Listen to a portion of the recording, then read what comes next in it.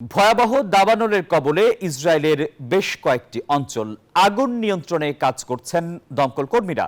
তবে শুষ্ক আবহাওয়ার সঙ্গে তীব্র বাতাসে আগুন আরও ভয়াবহ আকার ধারণ করেছে। এ অবস্থায় স্থানীয়দের নিরাপদ স্থানে সরিয়ে নেওয়া হচ্ছে।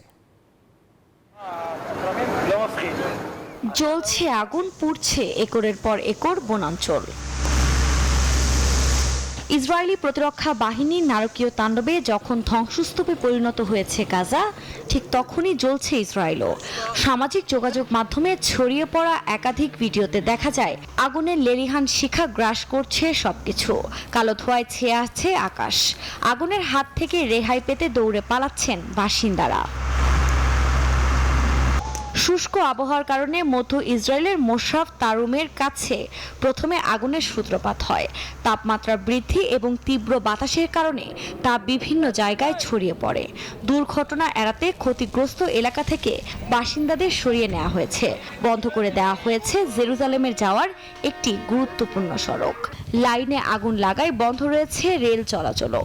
পরিস্থিতি মোকাবেলায় এডোম কমান্ডার সেন্টারে জরুরি বৈঠকে অংশ নিয়েছেন প্রধানমন্ত্রী Benjamin Netanyahu. Fire and rescue অথরিটির মুখপাত্র জানায়, আগুনের কারণে দমকল কর্মী সহ বেশ কয়েকজন আহত হয়েছেন। বেজ শেমেশের উত্তরে দাবানল নেভাতে প্রায় 110টি অগ্নি নির্বাপক দল, 8টি অগ্নি নির্বাপক বিমান এবং একটি হেলিকপ্টার কাজ করছে। এরই মধ্যে দাবানল নিয়ন্ত্রণে যোগ দিয়েছে আইডিএফও। এবারই প্রথম নয়, গ্রীষ্মকালে শুষ্ক আবহাওয়ার কারণে এর আগেও দাবানলের কবলে পড়েছে ইসরায়েল। আফরিন মৌ, নিউজ 24।